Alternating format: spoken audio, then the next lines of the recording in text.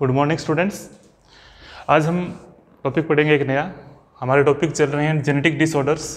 हम उससे पहले सिकल सेल एनीमिया और दूसरा हम जेनेटिक डिसऑर्डर समझ चुके हैं, जिसके अंदर मेंडेलियन इनहेरिटेंस को हम स्टडी कर चुके हैं, जिसके अंदर हम ये भी पढ़ चुके हैं कि किस प्रकार ऑटोसोमल डिजीज़ क्रोमोसोमल इनहेरिटेंस जो होती है वो अप्लाई होती है, और ऑटोसोमल रिसेसिव डिजीज़ हमने सिकल सेल एनीमिया में देखा, और फेनिलकीटोन्यूरिया में किस प्रकार जेनेटिक डिसऑर्डर जो होते हैं वो एक जीन में चेंज होने के बाद क्रोमोसोम पर पाए जाने वाला जो डीएनए है उसमें जीन में परिवर्तन हो जाता है, जिसके कारण आगे बनने वाली प्रोटीन है वो किसी भी तरीके से, या बनने वाला एंजाइम है वो इफेक्ट नहीं हो पाता, और उससे बनने वाली प्रोटीन किसी भी तरीके से बन नहीं पाती है, तो वो फिर सिकल सेल एनीमिया या फिर फेनिलकीटोन्यूरिया जैसे रोगों को जन्म देती है।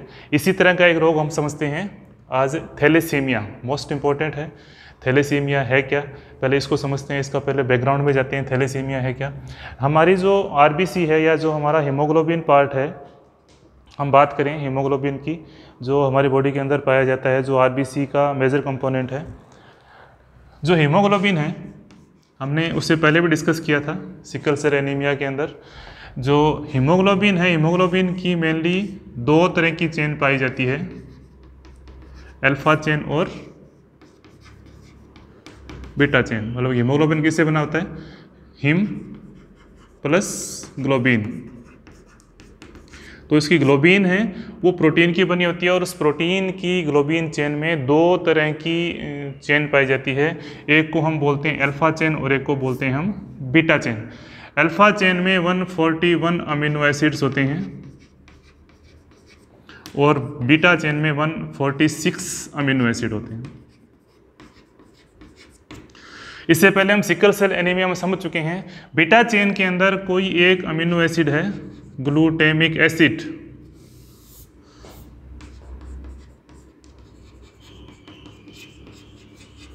उससे रिप्लेस कर दिया जाता है वेलिन में, म्यूटेशन होता है, उत्परिवर्तन होने के कारण वो बीटा चेन पूरे तरीके से इफेक्टिव नहीं हो पाती और वो सिकल सेल एनीमिया को जन्म देती है, मतलब कि आरबीसी की शेप में परिवर्तन कर देती है। थैलेसीमिया उससे भी एक मेजर बड़ा रोग है। यहाँ पर क्या होता है, ये पूरी अल्फा और बीटा चेन को बनाने वाले अमीनो एसिड्स जो होते हैं वो पूरी तरीके से इन्फेक्टेड होते हैं, या ऐसा माने कि वो बन नहीं पाते हैं। किस लेवल पर नहीं बन पाते हैं, कैसे नहीं बन पाते हैं, वो समझते हैं हमने। बीटा चेन जो है उसको बनाने वाले जीन मैंने आपको बताया था किस पे पाए जाते हैं, क्रोमोसोम नंबर 11 पर, इसलिए ऑटोसोमल रिसेसिव डिजीज, क्योंकि क्रोमोसोम नंबर 11 जो है वो ऑटोसोम्स की श्रेणी में आता है। सेक्स क्रोमोसोम है उसे हम एलोसोम्स बोलते हैं, तो ऑटोसोमल रिसेसिव डिजीज की श्रेणी में आता है। आज हम समझते हैं ये थैलेसीमिया होता किस कारण से है। यहाँ मैंने आपको क्रोमोसोम के दो पेयर बना रखे हैं, एक क्रोमोसोम का पेयर ये है, एक क्रोमोसोम का पेयर ये है। हम इस क्रोमोसोम के ऊपर पाए जाने वाले जीन की लोकेशन भी यहाँ पर बनी हुई है, ये जीन की लोकेशन है।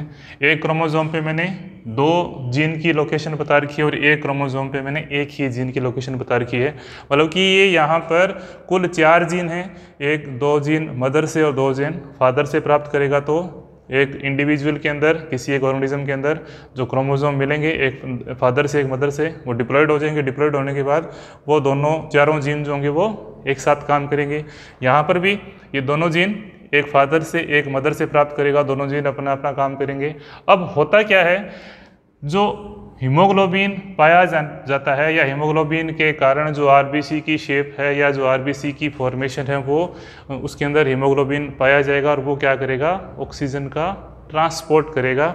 अब इस पूरे थैलेसीमिया के अंदर, या थैलेसीमिया जो रोग है वो जेनेटिक डिसऑर्डर है। होता क्या है, ये है क्रोमोसोम नंबर 16 का पेयर, क्रोमोसोम नंबर 16 का पेयर है, क्रोमोसोम नंबर 16 का डिप्लॉयड ये क्रोमोसोम है। इसके ऊपर पाए जाते हैं अल्फा चेन को बनाने वाले जीन। 2 जीन होते हैं एक क्रोमोसोम के ऊपर, इसका मतलब 4 जीन होंगे, 2 पेयर जीन होंगे। एक जोड़ा है वो फादर से प्राप्त करेगा, एक जोड़ा है वो मदर से प्राप्त करेगा, तो इसको हम अल्फा अल्फा अल्फा अल्फा, तो क्रोमोसोम की लोकेशन इस क्या हो जाएगी, ये कंडीशन हो जाएगी अल्फा अल्फा। यदि चारों जीन प्रेजेंट है तो अल्फा जो चेन है वो पूरे तरीके से बनेगी और हीमोग्लोबिन प्रॉपर शेप में आएगा। यहाँ पर भी बीटा चेन को बनाने वाले जीन दोनों क्रोमोसोम प्रेजेंट है, तो इस कंडीशन को हम क्या बोलते हैं, बीटा और बीटा। और ये मैंने आपको बताया था ये जीन पाए जाते हैं क्रोमोसोम नंबर 11 पर। तो थैलेसीमिया जो रोग है वो क्रोमोसोम नंबर 16 और क्रोमोसोम नंबर 11 दोनों में किसी भी तरह की गड़बड़ होती है तो उसके कारण थैलेसीमिया रोग होता है। तो थैलेसीमिया दो प्रकार के रोग होंगे, एक रोग अल्फा थैलेसीमिया कहलाएगा और एक रोग बीटा थैलेसीमिया कहलाएगा। मतलब कि हीमोग्लोबिन की बनने वाली चेन में यदि कोई डिफेक्ट आता है, यदि वो अल्फा जीन की वजह से आ रहा है, अल्फा चेन नहीं बनी, तो उस रोग को हम बोलते हैं alpha thalassaemia.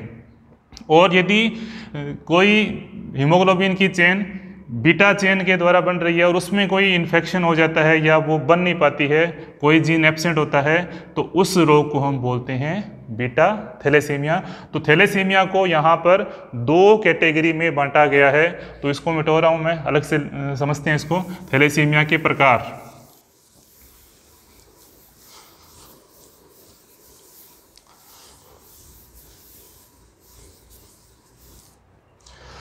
Type of thalassaemia दो प्रकार का होगा। एक को हम बात करेंगे अल्फा थैलेसीमिया और दूसरे रोग को हम कहेंगे बीटा थैलेसीमिया। अब पहले बात करते हैं अल्फा थैलेसीमिया की। अल्फा थैलेसीमिया मैंने आपको बताया कि अल्फा चेन को बनाने वाले जीन यदि दोनों क्रोमोसोम पर प्रेजेंट है तो प्रॉपर अल्फा चेन बनेगी और अल्फा चेन हीमोग्लोबिन को बनाने में हेल्प करेगी। हीमोग्लोबिन ग्लोबिन प्रोटीन पूरा बनेगा और वो प्रॉपर ऑक्सीजन कैरिंग कैपेसिटी उसकी अच्छी होगी और वो प्रॉपर तरीके से ऑक्सीजन को कैरी करेगी, क्योंकि वो उसके अंदर उसकी शेप के अंदर कोई परिवर्तन नहीं आएगा। अब होता क्या है, यहाँ पर चार कंडीशन पॉसिबल है। चार कंडीशन पॉसिबल कौन सी है? पहली कंडीशन तो ये पॉजिटिव है क्योंकि यहाँ पर अल्फा चेन पूरी बन रही है। दूसरी कंडीशन क्या है? Alpha alpha alpha minus. इसका मतलब कोई भी एक क्रोमोसोम पे, कोई भी एक क्रोमोसोम चाहे मदर से आ रहा है चाहे फादर से आ रहा है, उसके ऊपर कोई एक जीन एब्सेंट है, वो कोई भी जीन एब्सेंट हो सकता है कहीं से भी, तो उस कंडीशन में क्या होगा, वो अल्फा अल्फा अल्फा माइनस होगा। इस कंडीशन में जो रोग होता है वो किसी भी तरीके से डिटेक्ट नहीं होता, उसको ब्लड टेस्ट के अंदर भी उस रोग को डिटेक्ट नहीं कर सकते। इस रोग को हम बोलते हैं साइलेंट एनीमिया, शांत एनीमिया, मतलब कि ये किसी भी तरीके से डिटेक्ट नहीं होता है। अब दूसरी कंडीशन क्या है? पहली कंडीशन तो ये है अल्फा थैलेसीमिया की। दूसरी कंडीशन क्या है? ये कंडीशन हो सकती है किसी भी क्रोमोसोम पे पाए जाने वाले जीन, दो जीन एब्सेंट है, चाहे यहाँ पर दो जीन एब्सेंट हो सकते हैं, ये दोनों जीन एब्सेंट हो सकते हैं, या फिर कोई भी दो जीन है वो एब्सेंट हो सकते हैं। हम कंडीशन क्या लेते हैं इसको? अल्फा अल्फा, मतलब कि कोई भी जीन जो होंगे वो आधे प्रेजेंट होंगे। दो मतलब कि चार जीन पाए जाते हैं पूरे अल्फा चेन को बनाने के लिए, उसमें एक एब्सेंट हुआ तो साइलेंट एनीमिया बोलते हैं उसको, क्योंकि वो एब्सेंट हुआ किस कारण से हुआ? क्योंकि उससे बनने वाले प्रोटीन नहीं बनेगी, म्यूटेशन हुआ एक तरह से, वो हम क्रोमोसोमल अबनॉर्मलिटीज समझ चुके हैं। दूसरा कैरेक्टर होता है यहाँ पर यदि अल्फा चेन दो ही प्रेजेंट है, मतलब कि उसके दो ही जीन प्रेजेंट है, अल्फा चेन को बनाने वाले दो जीन एब्सेंट हैं, तो इस टाइप के एनीमिया को हम बोलते हैं माइल्ड एनीमिया। क्या बोलते हैं इसको? Mild anaemia. और ये क्या होता है? कैरियर होता है ये, इसके अंदर किसी भी टाइप से हम इसको डिटेक्ट भी कर सकते हैं, क्योंकि यहाँ पर कुछ आरबीसी का साइज जो होता है वो स्मॉल साइज आरबीसी उसके अंदर बनना प्रारंभ करती है, लेकिन ये एज ए कैरियर होता है, क्योंकि ये क्रोमोसोम जब आगे पीढ़ी वंशागत होंगे तो वो फिर आगे कैरेक्टर्स को एक्सप्रेस करेंगे यदि वो रिसेसिव कंडीशन में आएंगे। लेकिन यहाँ पर कोई दो ही जीन प्रेजेंट है, अल्फा चेन बनाने के जीन दो तो प्रेजेंट है, तो उससे हम क्या बोलते हैं? Mild anaemia. थर्ड कंडीशन क्या होती है? थर्ड कंडीशन हम बात करें यहाँ पर क्या होगा, अल्फा माइनस ये 3 जीन एब्सेंट है, मतलब कि इन चारों में से कोई 3 जीन जो होंगे वो एब्सेंट होंगे, अल्फा वाले, अल्फा चेन बनाने वाले। ये जो एनीमिया है, इस एनीमिया के कारण क्या होता है, इस व्यक्ति को पूरी तरीके से किसी भी तरीके से आरबीसी की फॉर्मेशन बहुत कम होती है।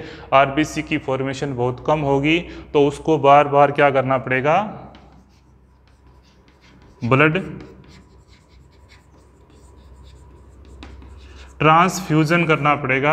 मतलब कि हम इसको ये कह सकते हैं कि ये एक तरह का क्या है, हानिकारक भी है, क्योंकि बार बार ऑक्सीजन कैरिंग कैपेसिटी कम होगी तो उसका बार बार सांस फूलेगा तो आरबीसी प्रॉपर तरीके से नहीं बन पाएगी, ऑक्सीजन को कैरी नहीं कर पाएगी। तो यहाँ पर उस व्यक्ति को बार बार क्या करना पड़ता है, ब्लड ट्रांसफ्यूजन करना पड़ता है, ब्लड को बार बार वहाँ पर बदलाना पड़ता है, या ब्लड का ट्रांसफ्यूजन बार बार वहाँ से चेंज कराना पड़ता है। उसको हम बोलते हैं, ये एक तरह का रोग है, इसको बोलते हैं HbH, हीमोग्लोबिन जो है उसका HbH डिजीज बोलते हैं, HbH डिजीज। फोर्थ है वो सबसे ज़्यादा हानिकारक है। क्यों? क्योंकि वहाँ पर चारों ही जीन अल्फा वाले क्या हैं, एब्सेंट हैं। अल्फा जीन जो है वो चेन बनाने वाले जीन जो चारों एब्सेंट है। इस कंडीशन में ये जो संतान है जो उत्पन्न होती है, इस कंडीशन में उत्पन्न होने वाली संतान जो है वो किसी भी तरीके से सर्वाइव नहीं करती है। वो जन्म के कुछ ही समय बाद उसकी डेथ हो जाती है। वो सर्वाइव होना इसका बहुत ही इम्पॉसिबल है, सर्वाइव नहीं करेगा। इसको हम क्या बोलते हैं, HB बार्ट फिटेलिस, मतलब कि ये इस रोग का नाम है। इसके कारण उस बच्चे की जन्म लेने के बाद थोड़े ही समय बाद उसकी 2 या 3 महीने में उसकी मृत्यु हो जाती है, क्योंकि वहाँ पर अल्फा चेन को बनाने वाले जीन एब्सेंट होते हैं। ये तो थे अल्फा थैलेसीमिया, जिसके कारण अलग अलग रोग जो होते हैं किस कंडीशन में होते हैं, कैसे होते हैं। चारों जीन प्रेजेंट है तो प्रॉपर रेगुलर एक ह्यूमंस की तरह बिहेव करेगा और वहाँ पर उसके अंदर कोई भी तरह की कमी नहीं होगी। ये साइलेंट होता है, एक जीन एब्सेंट है, उसको डिटेक्ट नहीं कर सकते। इसको हम ब्लड टेस्ट के द्वारा डिटेक्ट कर सकते हैं, क्योंकि वहाँ पर आरबीसी का साइज़ है वो कुछ हमें वहाँ पर स्मॉल साइज़ आरबीसी दिखेंगी।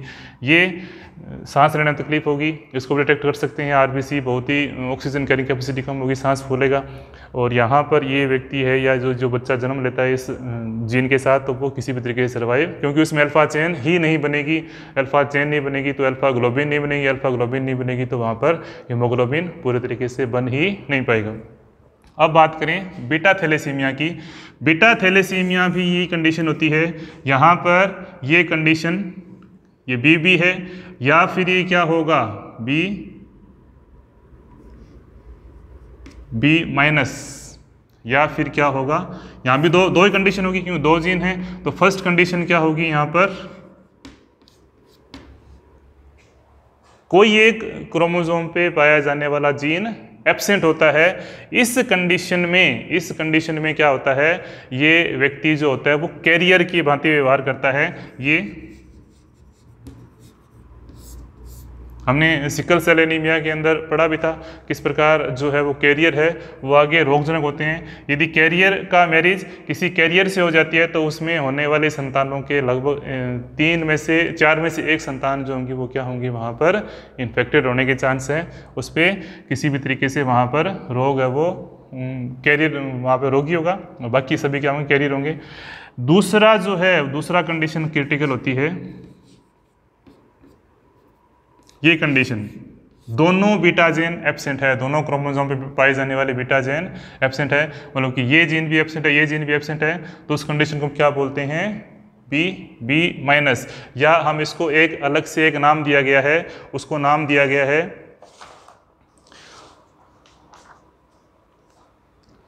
कुली anaemia.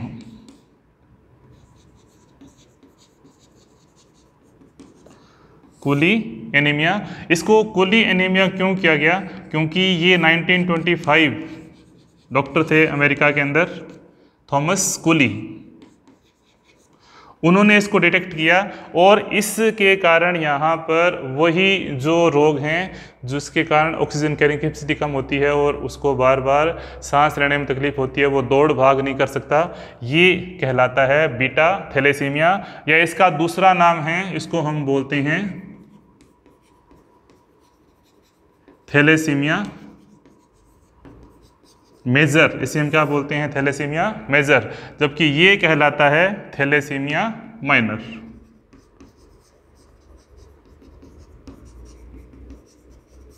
Thalassaemia minor, beta chain absent होती है एक, तो थैलेसीमिया माइनर है, वो कैरियर की बनते हुए व्यवहार करेगा। यदि दोनों बीटा चेन एब्सेंट है तो वो थैलेसीमिया मेजर कहलाएगा। यहाँ पर HBH डिजीज बोलते हैं। यदि 3 जीन एब्सेंट है, यदि 4 एब्सेंट तो उसको HBH बाट फेटिलिस बोलते हैं। फेटिलिस मीन्स एम्ब्रियो की स्टेज में ही उसके अंदर थोड़ी क्रिटिकल कंडीशन होनी शुरू हो जाती है और जन्म लेने के बाद वो बच्चा जो है वो बहुत ही कम सर्वाइव कर पाता है। तो अल्फा चेन है वो अल्फा थैलेसीमिया और बीटा थैलेसीमिया, ये मेजर रोल प्ले करते हैं क्रोमोसोम नंबर 16 और क्रोमोसोम नंबर 11 पर पाए जाने वाले जीन।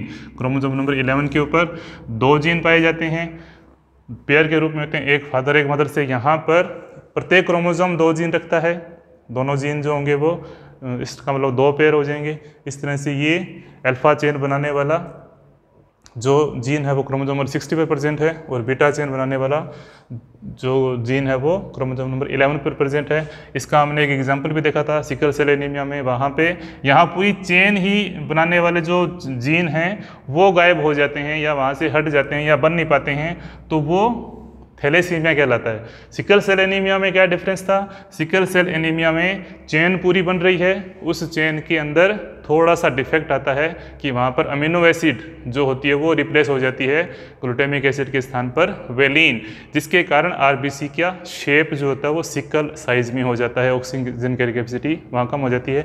यहाँ पर भी आरबीसी का शेप कम हो जाता है, आरबीसी बहुत कम बनती है, हेमोग्लोबिन बहुत कम पाया जाता है, क्योंकि उसको बनाने वाले जीन ही क्या होते हैं? एब्सेंट होना शुरू कर देते हैं। तो अलग अलग लेवल है, कुछ सीवियर हैं, ये सबसे सीवियर ही है, ये उससे कम सीवियर है, ये ट्रांसफ्यूजन से हम उस बच्चे को बचा सकते हैं, ये उससे कम सीवियर है, माइल्ड एनीमिया है, ये कैरियर ग्रुप में काम करेगा। इसमें कुछ जगह पर उसके बॉडी के अंदर छोटे साइज़ की आरबीसी मिलेगी और इसको डिटेक्ट करना बहुत ही मुश्किल है, क्योंकि इसको साइलेंट एनीमिया बोलते हैं, क्योंकि इसमें एक ही चेन एब्सेंट है, एक ही जीन एब्सेंट है, बाकी 3 जीन पूरी तरीके से प्रेजेंट है।